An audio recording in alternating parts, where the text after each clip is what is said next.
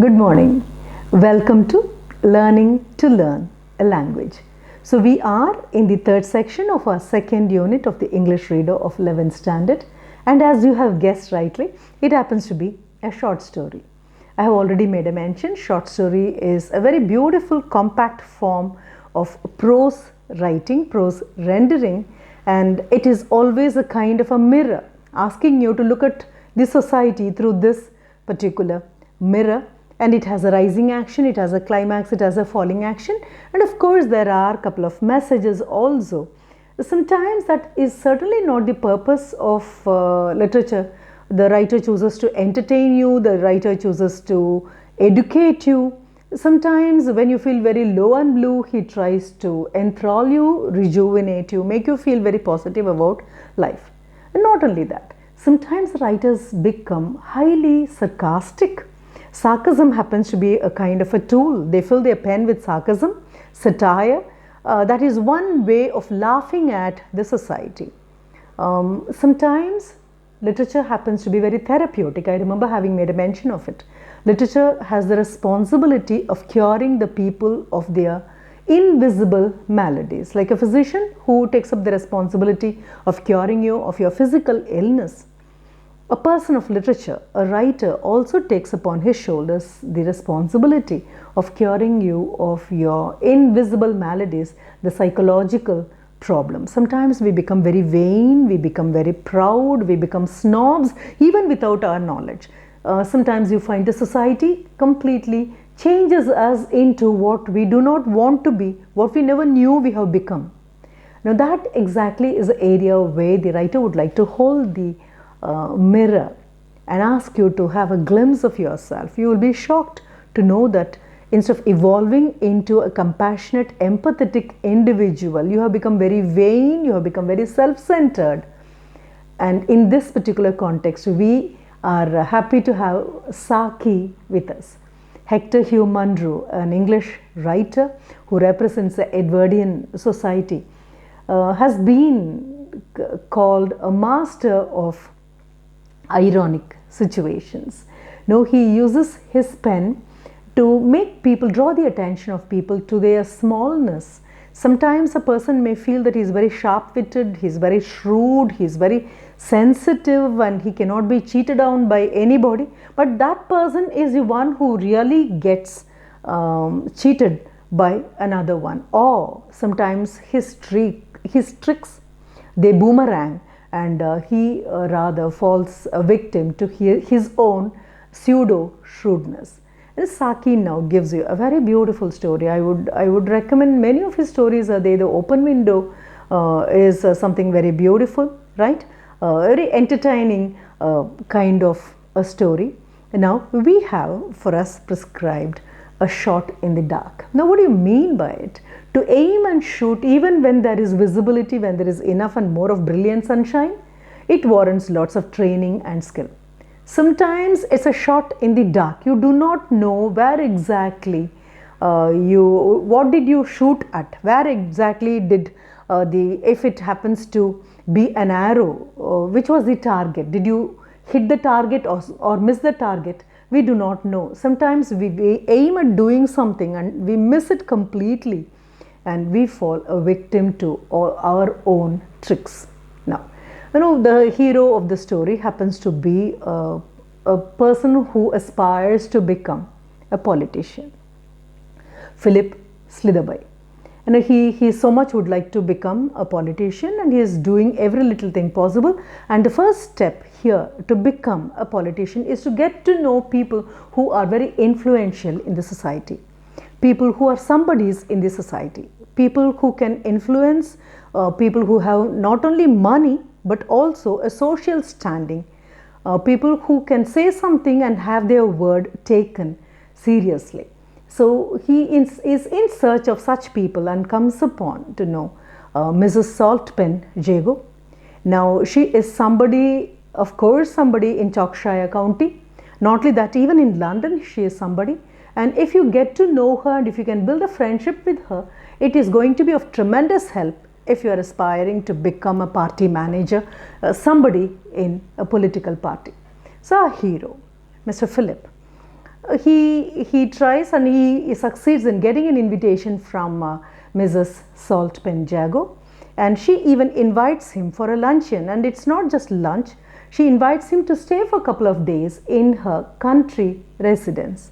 Now, nothing can bring him more happiness, so he is extremely happy. And on that particular day, the story commences with him boarding a train, and he is seated there, and he comes upon one of his club members, to whom he boastfully tells that he has got an invitation from Mrs. Saltpen Jago. And immediately the friend who is there on the platform, he is equally happy. He says, fine, she is such a great hostess, and her hospitality is well known, and more than that, her acquaintance can be of tremendous use to you. You can climb the ladder of political standing with her support. So you find Mr. Philip very happy, and as he is seated, he wouldn't even glance at some other co-passenger. As the train starts moving, he could guess, he could feel, now he already has spread out a magazine, so that he tries to concentrate on what exactly is in the magazine, but his ears are alert. Though he doesn't look up, his ears are alert. He feels the presence of another person, and he of course gets a glimpse of the person. The other one seems to be a young man, should be in his 20 or should be around 20 or 22. A young man, seems to be pretty intelligent, a brown-haired person, a fair-skinned person, but who has dressed himself deliberately in a very casual way. So this appearance does not impress Mr. Philip, but nonetheless, he is after all a co-passenger. What surprises Mr. Philip is that the co-passenger, the young lad, happens to be very busy searching for something. He has been emptying his coat pocket, searching for something, again filling whatever he put out, and again he keeps on searching, but everything seems to be very futile. You know, there is one catalogue of what are all the things that come out of his pocket. It can be a cigarette box, it can be a lighter, it can be a pencil box, it can be anything other than the one which this young man is searching for. The young man also would like to, he is waiting for Mr. Philip to have a glance, have an eye-to-eye glance, so that he can ask for his help, but Mr. Philip has decided not to offer his help. After some time, the young lad, you know, he volunteers, he just would like to break the silence because he is in dire need of something. So he says, sir, and Mr. Philip knows that he is being addressed to. He looks up, and the young lad says, I'm sorry to disturb you, but I am in a dire strait. It's pretty awkward. I'm in a very, very embarrassing situation. I am in need of money. Fine, what I have with me is absolutely nothing. You know, unfortunately, I do not have money.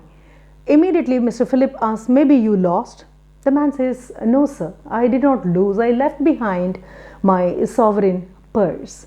Unfortunate. Of course, I did have few pounds in it, but pound sterling, but unfortunately I do not have it. I may have to borrow, because I heard you talking with another person before the train left the platform.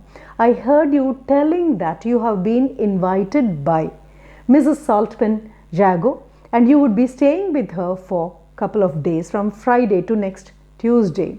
I would like to introduce myself to you. I happen to be her second son, Bertie, and it's quite some time since I met my mother also. I will not be travelling along with you to Brill Shire, that is the Brill Manor, the place where my mother stays, but I should be getting down in between in one of these stations because I am fond of yachting. And a yacht happens to be a power boat which is used for racing and for, of course, enjoyment. No, I love yachting, and I should be getting down in the next station, spending a couple of days there, and I'll again come back to Brill Manor, join you there. If only I can borrow 3 or 4 pounds from you. I'll see to that I give you back the money when I meet you at my mother's place. Immediately you find Mr. Philip Sridharbai making a promise that of course I would give you. But suddenly something, his instinct tells him, can this be the second son of the person whom I am going to meet?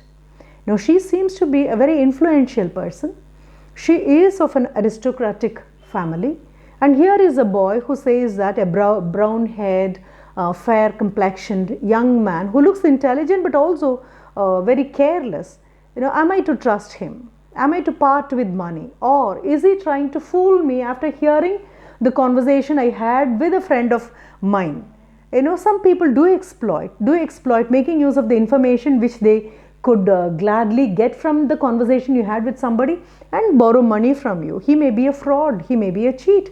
Need I get cheated by this man? But before I give him money, I have to put him to test. Now these are all the thoughts which go on in the mind of Mr. Philip Sridharbai. So he initially offers the money. He offers and he says, of course, it's not a great thing. I would really give you 3 or 4 pounds so that you can return it when you meet me at your mother's place, Brill Manor. But that's not the thing. You were talking about your sovereign purse, right? With a crest. The crest happens to be the emblem of the family. Now, which you make use of to seal anything, to seal a document. So you were talking about your sovereign purse with a crest. Now, may I know what exactly was the emblem of the crest?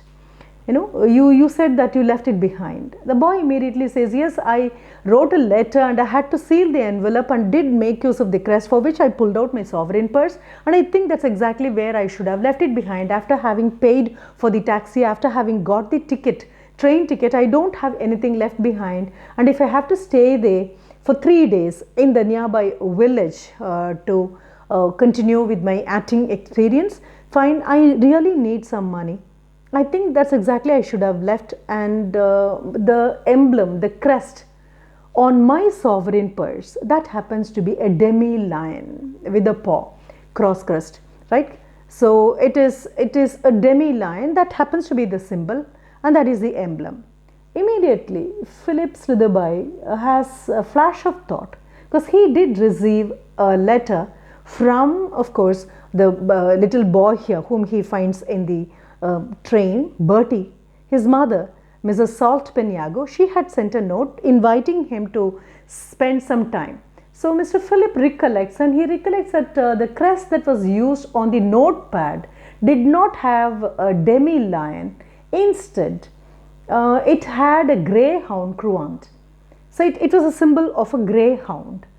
So this boy cannot be a member of the Salt Penyago family. So immediately he asked the boy, no, your mother did send me a letter and the notepad had a greyhound as a crest, but you are now talking about a demi-lion. It doesn't fit into this at all. Immediately the boy corrects him. He says, fine, I have been using the Jago emblem, that is the demi-lion, but my mother, she has been using the salt pen. After all, we are the true salt pens. So either of this could be used. You can use a crest of a greyhound, or you can use the crest out of a demi-lion. Of course, Mr. Philip Sridharbai is not totally convinced. So by now, it's already, the train is about to reach the next station where this young Bertie has to get down. He reminds Mr. Philip Sridharbai that Mr. Sridharbai has promised to give him 3 or 4 pounds. So as he keeps collecting his luggage, he reminds him of the money. At that juncture, once again, Mr. Sridharbai asks Bertie the question, does your mother resemble you? I have not met your mother. We have just had correspondence, that is through letters we got to know each other. I have not met your mother at all. Does she resemble you? Immediately, Bertie says, of course, my mother is also fair-skinned with brown hair. She bears a great likeness to me. She resembles me to a very great extent. And immediately, something lights up in the mind of Mr. Philip Sridharbai. He decides not to give any money to Bertie. Bertie has already got down with the luggage, and he reminds Mr. Philip Sridharbai that he promised to give him 4 or 5 pounds so that could be returned in the Brill Manor when these two people meet. Mr. Sridharbai says, I'm sorry, I don't trust you anymore because I wanted to test you.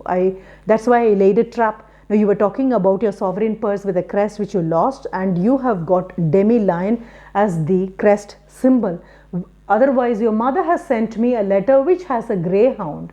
So that itself was pretty confusing, but you again gave an explanation. You said the salt pen crest is different from the Jago one. Okay, I accepted. Then again, I laid a trap. I asked you whether your mother resembles you.